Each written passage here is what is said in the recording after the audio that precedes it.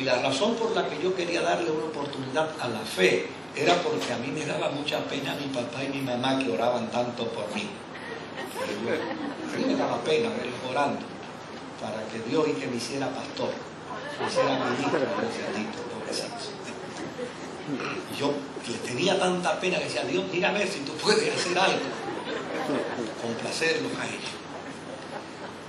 Y yo había observado mucho la experiencia carismática dentro de la iglesia, la experiencia pentecostal, yo lo había observado mucho.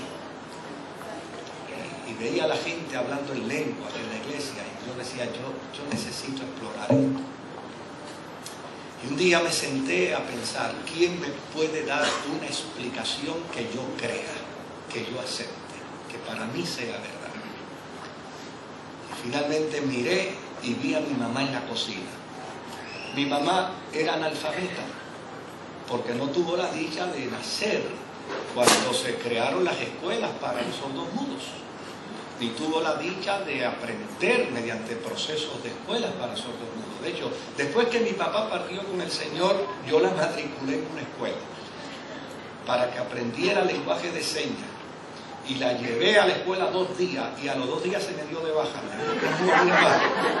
Ella no quería estar allí ni un minuto más, que aquello la volvía loca, que para aquello estaba empeñado en que ella aprendiera a leer y a escribir si ella había vivido toda la vida sin leer y sin... Los muchachos tápense los oídos. Ella había vivido toda la vida sin leer y sin escribir y ella había logrado sus metas. Para aquello tenía tanto empeño. Y fui y la di de baja. Y mira, vengo a darla de baja que no quiere volver aquí. 2 días duró en la escuela. Pero fíjese qué dato interesante. Yo dije, mi mamá nunca ha leído la Biblia, nunca ha escuchado un sermón, nunca ha escuchado una enseñanza de un maestro o de una maestra de escuela bíblica. Ella no sabe nada de Biblia, pero sin embargo, oiga lo que le voy a decir, era sordomuda y hablaba en lengua.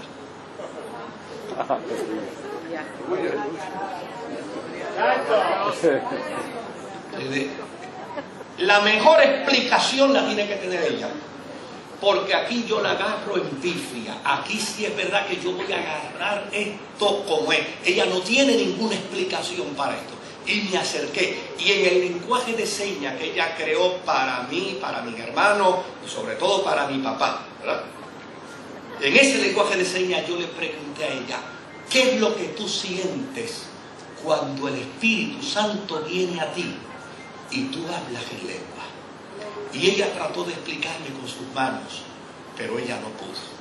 ¿Y sabe qué hizo?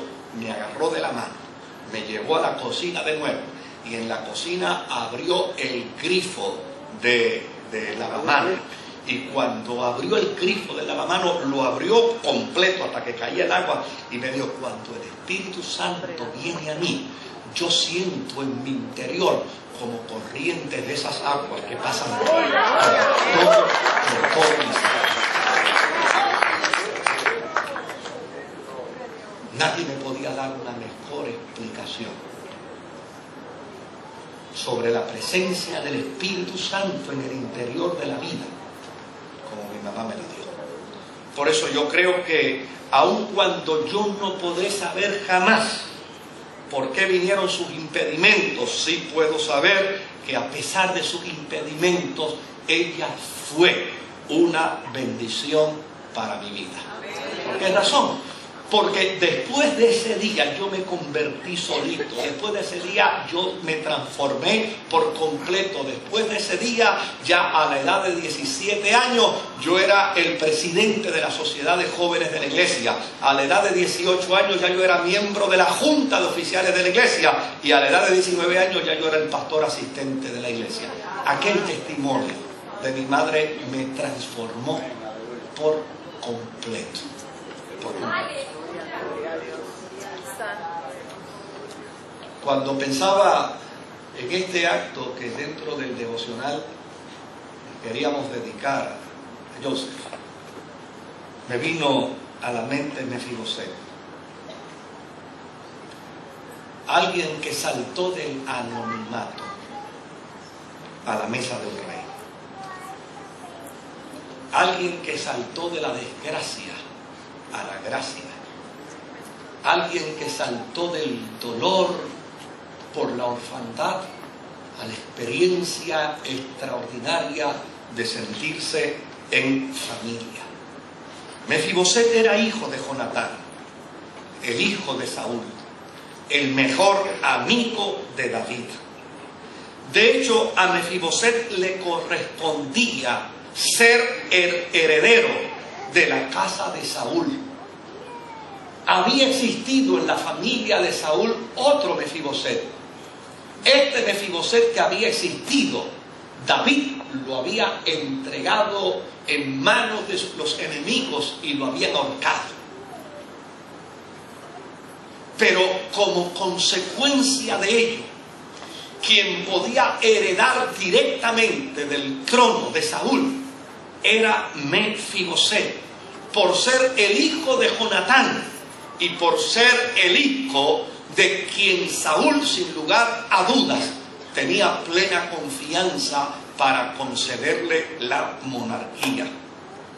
Pero las desgracias en las familias acontecen, y las desgracias en la familia afectan también muchas veces a nuestros hijos. Y desde luego, un acto de violencia hizo que en una tarde triste muriera Saúl y muriera también su padre Jonatán. Así que cuando la noticia llegó a la casa de Mefiboset de que su padre Jonatán había muerto y su abuelo, el rey Saúl, había muerto también, desde luego, entonces decidieron tomar a Mefiboset, que tenía 5 años de edad, y decidieron guardarlo porque se sabía que si habían matado al rey y habían matado al príncipe, el próximo en morir era el hijo del príncipe, el heredero al trono, y salieron a guardarlo, a esconderlo. Pero en el camino, en la huida, en la carrera, la nodriza que le llevaba se cayó. Y cuando se cayó, Mefiboset recibió el impacto del golpe y quedó parapléjico. Desde luego, llegó David al trono, ocupó la posición del trono. Y Mefiboset se convirtió en un anonimato. En la casa de una gente que le guardó fidelidad a Saúl, escondido, nadie se atrevía a hablar de Mefiboset. Se convirtió en meramente un ser como él mismo se describe, en un ser que se sentía como un perro. Yo no sé cómo usted define ese concepto de alguien que se siente como un perro, pero en el tiempo de Israel, quien se sintiera como un perro, se sentía como lo más vil, como lo más bajo, como lo más separado, como lo más despreciado. En una mañana, ya David en el trono, un día vino a su memoria Jonatán. Cuando vino a su memoria Jonatán, preguntó: ¿habrá quedado alguien de la familia de Jonatán? ¿Habrá quedado alguien vivo? ¿Estará alguien vivo en la familia de Jonatán? Finalmente preguntaron a un hombre que trabajaba como esclavo, que había sido siervo, que había sido esclavo de Saúl, pero estaba todavía en el palacio. Y le preguntaron y él dio la noticia: bueno, hay uno, hijo de Jonatán, que está allá en Lodebar, en la distancia, está parapléjico, apenas puede caminar. Ese es hijo de Jonatán y está separado por completo de la noticia y del conocimiento, no solamente de la monarquía, sino de todo el pueblo. Y desde luego, David ordenó que se le trajese. Mefiboset era el segundo Mefiboset. De hecho, David había matado al primero. Había permitido que al primero se le diera muerte por la horca.